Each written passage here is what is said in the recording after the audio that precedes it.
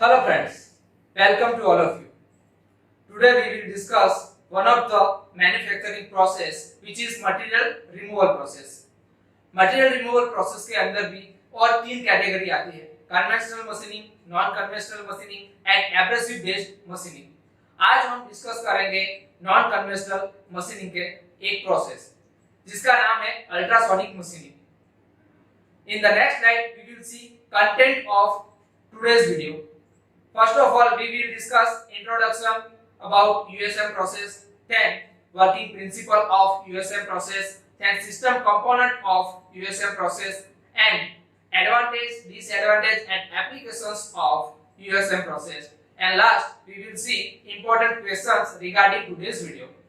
In the next slide, we will see introduction of USM process.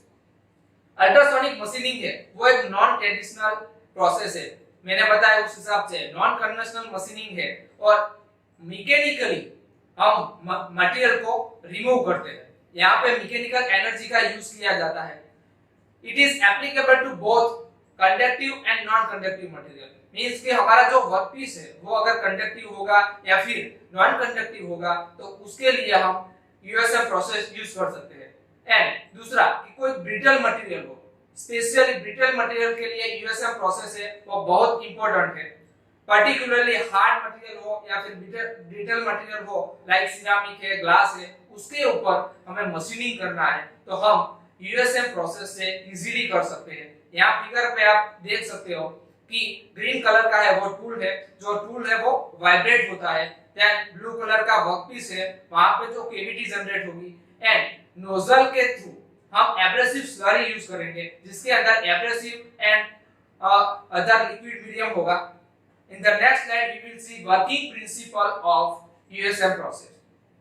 आप यहाँ पे देख सकते हो कि this is a process perform by tool. Means कि यहाँ पे जो टूल है उसका यूज किया जाएगा और उसको हम ऑसिलेट करेंगे विथ हाई फ्रीक्वेंसी। बहुत हाई फ्रीक्वेंसी होगी, वो जनरली 20 टू 40 किलोहर्ट्ज की फ्रीक्वेंसी का हम यूज करते हैं, जो है वो अल्ट्रासोनिक फ्रीक्वेंसी है, इसीलिए इसका नाम अल्ट्रासोनिक मशीनिंग रखा हुआ है। यहाँ पे टूल है वो ग्रेजुअली फोर्स के साथ फीड किया जाता है, मींस के उसको हम थोड़ा थोड़ा नीचे की ओर बढ़ाते जाते हैं। And high speed reciprocation of tool drive the abrasive grains across the small gap. Means कि जो टूल है और वर्कपीस है उन दोनों के बीच में एब्रेसिव पार्टिकल आ जाते हैं, वो एब्रेसिव पार्टिकल है उसको हम रेसिप्रोकेट करते हैं। In the next slide we will see working of USM process. यहाँ पे आप देख सकते हो फिगर पे कि जो टूल है वो एब्रेसिव पार्टिकल को इंपैक्ट करेगा, वो एब्रेसिव पार्टिकल है वो वर्कपीस के ऊपर इंपैक्ट करेगा और वहां के जो वर्कपीस के पार्टिकल है वो रिमूव होंगे, ठीक है, और जो पार्टिकल है वो वियर होगा और वहां से निकलेगा। खास याद रखना है कि यहाँ पे जो टूल का शेप है उसके ऑपोजिट प्रोफाइल का ही वर्कपीस के ऊपर प्रोफाइल जनरेट होगा। मींस कि जैसा टूल होगा उसके ऑपोजिट प्रोफाइल का वर्कपीस है वहां पे मशीनिंग होगा। आप यहाँ फिगर पे देख सकते हो कि पावर सप्लाई है, वो पावर सप्लाई कनेक्टेड है ट्रांसड्यूसर स्टेक, उसके साथ उसको आप एकॉस्टिक हेड भी बोल सकते हो और वो कनेक्टेड है हॉर्न के साथ, उसको आप सैंक भी बोल सकते हो, ठीक है। और वहां पे सैंक के नीचे जो है वो टूल लगाया हुआ होता है और वो टूल है और वर्कपीस है उसके बीच में एब्रेसिव स्लरी यूज की जाती है और मशीनिंग होता है।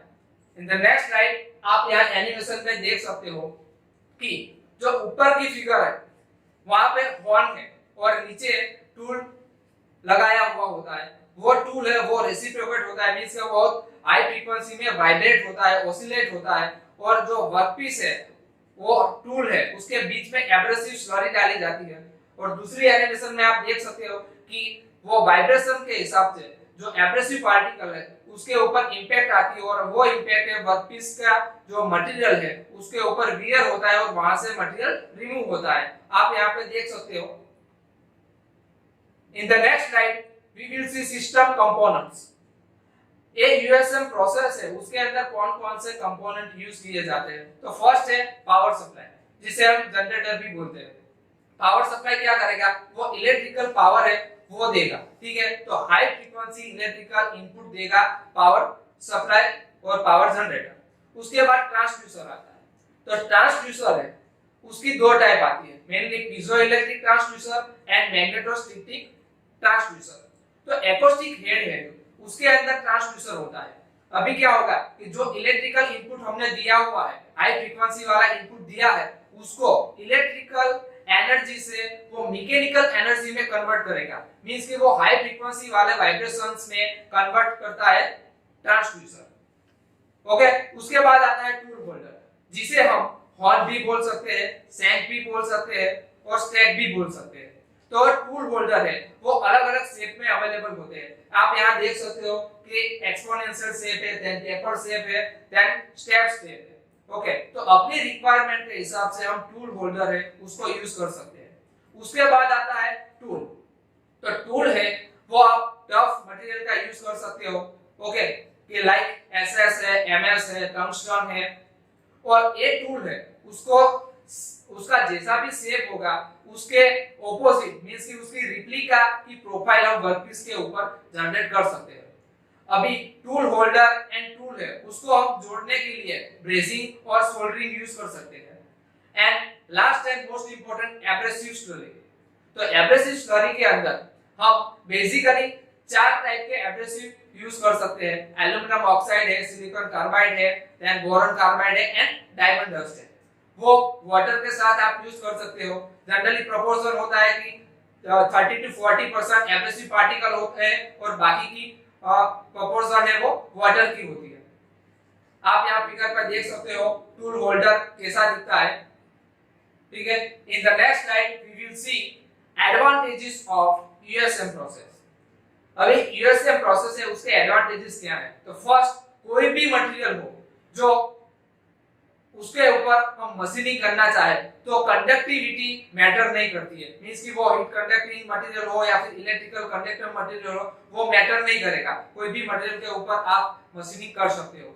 यूएसएम है वो particular semiconductor material like silicon and germanium है उसके ऊपर आप यूज कर सकते हो।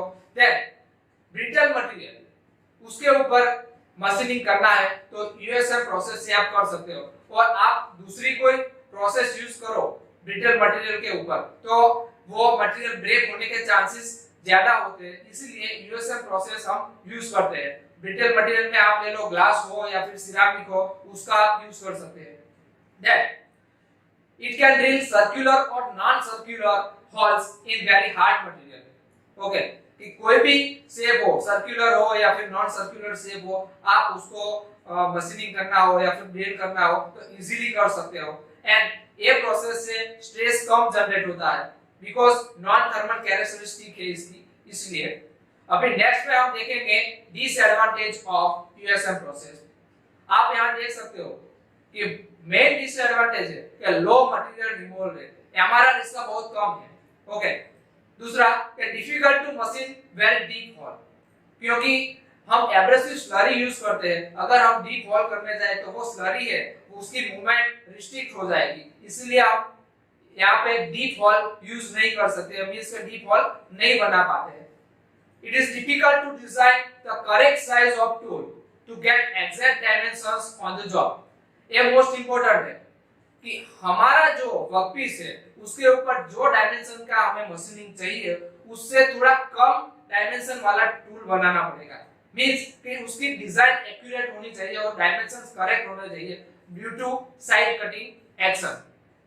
देन यहाँ पे हम लार्ज साइज के होल है वो प्रोड्यूस नहीं कर सकते क्योंकि टूल है उसकी साइज मैटर करेगी। टूल की साइज बहुत ज्यादा होगी तो वो ऑपरेट करने में बहुत दिक्कत होती है, इसलिए लार्ज साइज के होल है वो जनरेट करने में प्रॉब्लम होती है। And tool wear is high, this is also most important, क्योंकि यहाँ पे टूल और एब्रेसिव पार्टिकल उन दोनों के बीच में इंपैक्ट आएगी, ठीक है। तो टूल क्या होगा, घिस जाएगा और जल्दी उसका वियर होगा, और अगर टूल का वियर ज्यादा होगा तो टूल का शेप चेंज होगा और उसी हिसाब से आपका मशीनिंग होगा। तो ये इंपॉर्टेंट पॉइंट है। Then next slide we will see applications of USM process. अभी हम देख सकते हैं कि मेन एप्लीकेशन है हार्ड एंड ब्रिटल मटेरियल, उसके ऊपर मशीनिंग करना हो तो हम यूएसएम प्रोसेस से इजीली कर सकते हैं। Then after difficult to machine materials include glass, diamond and tungsten carbide, means के हार्ड मटेरियल है लाइक टंगस्टन कार्बाइड है, देन डायमंड है, फिर ग्लास जैसे ब्रिटल मटेरियल है, तो उसके ऊपर हम मशीनिंग करना चाहे तो यूएसएम से इजीली कर सकते हैं। Then circular and non circular hole या फिर सर्कुलर नॉन सर्कुलर शेप हमें बनाना है तो हम यूएसएम से बना सकते हैं। It is also been successfully used for machining of silicon, germanium, ceramic, carbide, quartz, tool steel, etc. and main used for drilling, grinding, profiling, coiling, piercing of die. In the next slide, we will see real applications of PSM process. आप यहाँ देख सकते हो कि उसकी real application कौन-कौन सी है। फिर सिरामिक मटेरियल है, उसके ऊपर आप ये प्रोसेस कर सकते हैं, ग्लास के ऊपर प्रोसेस कर सकते हैं, देन आफ्टर ब्रिटल मटेरियल के ऊपर प्रोसेस कर सकते हैं। And next slide we will see important questions regarding today's video.